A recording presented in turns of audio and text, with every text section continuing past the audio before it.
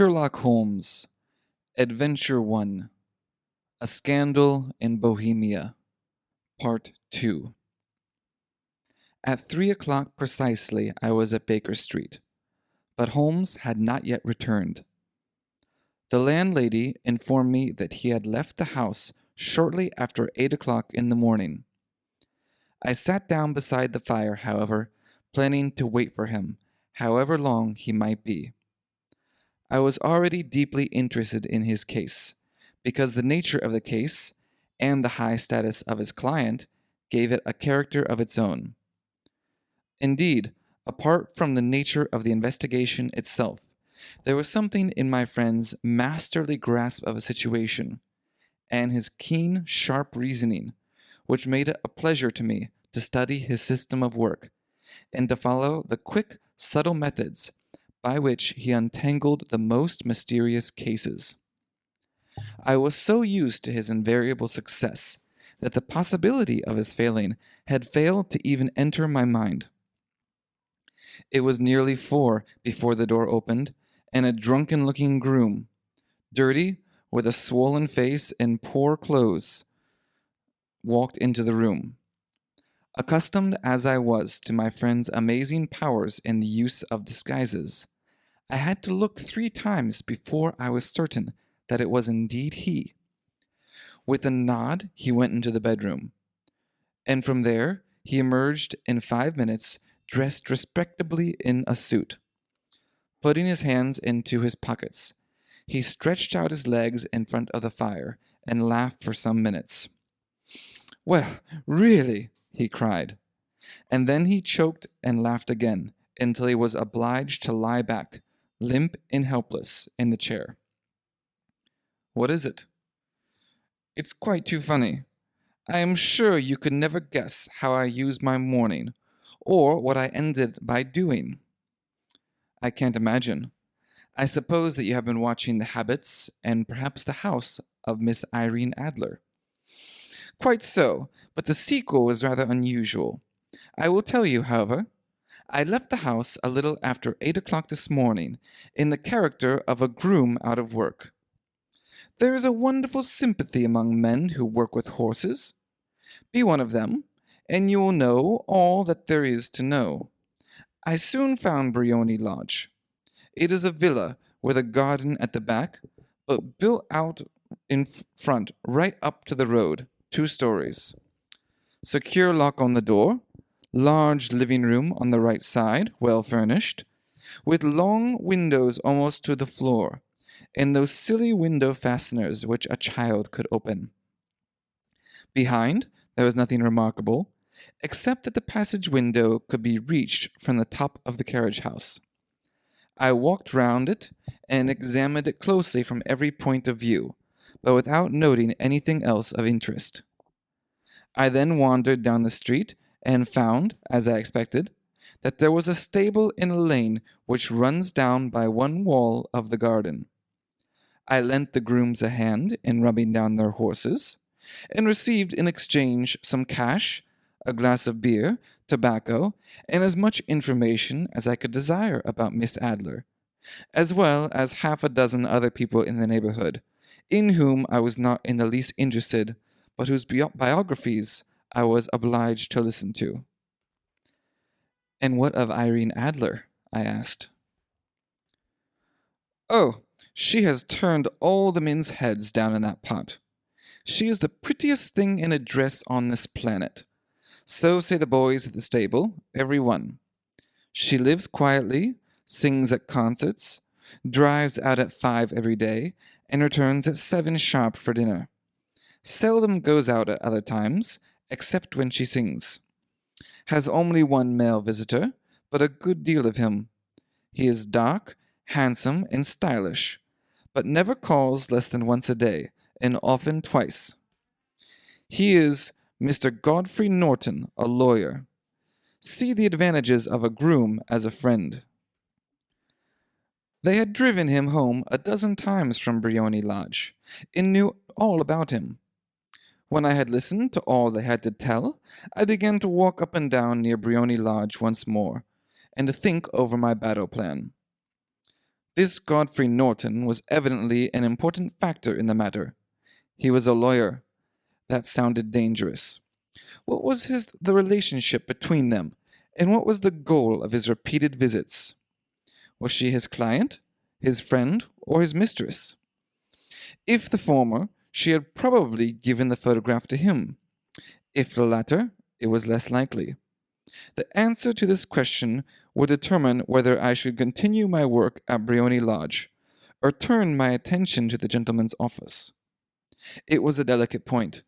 I fear that I bore you with these details, but I have to let you see my little difficulties if you are to understand the situation.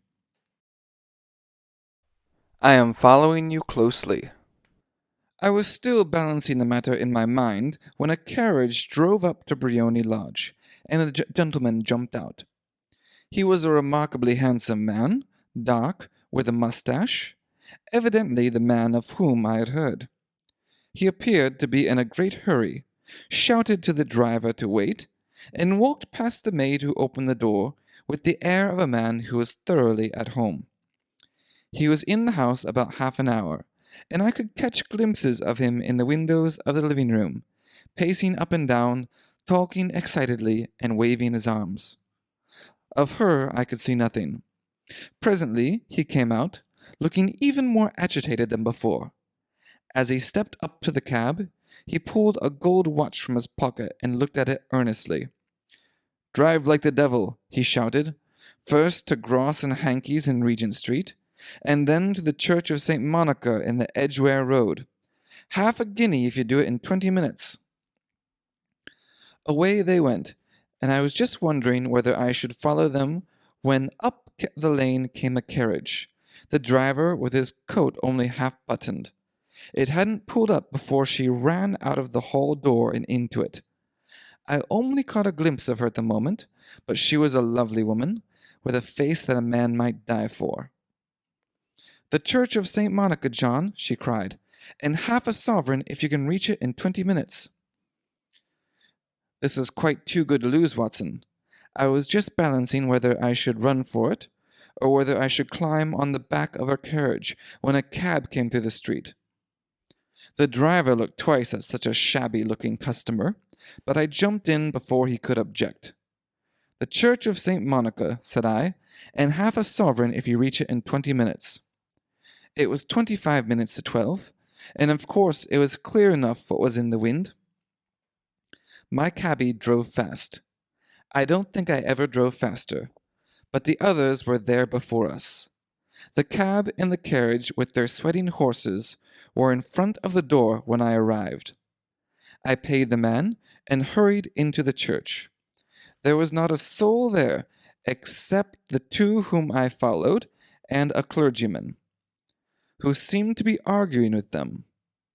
They were all three standing in a group in front of the altar. I walked up the aisle like any other tourist who has dropped into a church. Suddenly, to my surprise, the three at the altar turned towards me, and Godfrey Norton came running as hard as he could towards me. "Thank God!" he cried. "You'll do. Come, come." "What then?" I asked. "Come, man, come. Only 3 minutes, or it won't be legal." I was half dragged up to the altar, and before I knew where I was, I found myself mumbling responses which were whispered in my ear, and vouching for things of which I knew nothing, and generally assisting in the marriage of Irene Adler to Godfrey Norton. It was all done in an instant, and there was the gentleman thanking me on the one side, and the lady on the other, while the clergyman smiled on me in front. It was the most ridiculous position in which I have ever found myself in my life, and it was the thought of it that started me laughing just now. It seems that there had been some irregularity about their license, and that the clergyman absolutely refused to marry them without a witness of some sort, and that my lucky appearance saved Mr. Norton from having to run out into the streets in search of a best man. The bride gave me a sovereign, and I planned to wear it on my watch chain in memory of the occasion. "This is a very unexpected turn of affairs," said I. And what then? Well, I found my plans very seriously in danger.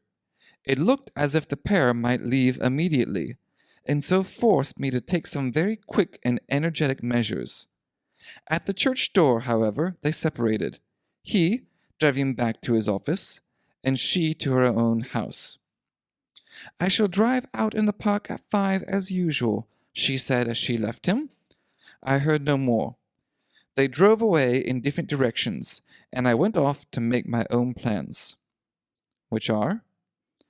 Some cold beef and a glass of beer, he answered, ringing the bell. I have been too busy to think of food, and I am likely to be busier still this evening.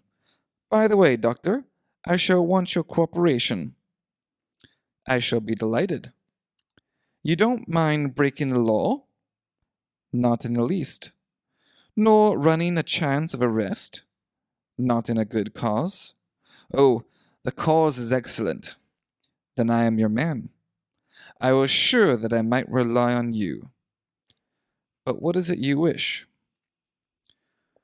When Mrs. Hudson has brought in the tray, I will make it clear to you. Now, he said as he turned hungrily on the simple food that our landlady had provided, I must discuss it while I eat, for I have not much time. It is nearly 5 now. In 2 hours we must be on the scene of action. Miss Irene, or Madame, rather, returns from her drive at 7. We must be at Briony Lodge to meet her. And what then? You must leave that to me. I have already arranged what is to occur. There is only one point on which I must insist. You must not interfere, whatever happens. You understand? I am to be neutral? To do nothing whatsoever. There will probably be some small unpleasantness. Do not join in it. It will end in my being carried into the house. 4 or 5 minutes afterwards, the living room window will open. You are to stand close to that open window. Yes. You are to watch me, for I will be visible to you. Yes. And when I raise my hand so, Holmes demonstrated a sign, you will throw into the room what I give you to throw, and will at the same time begin to shout fire.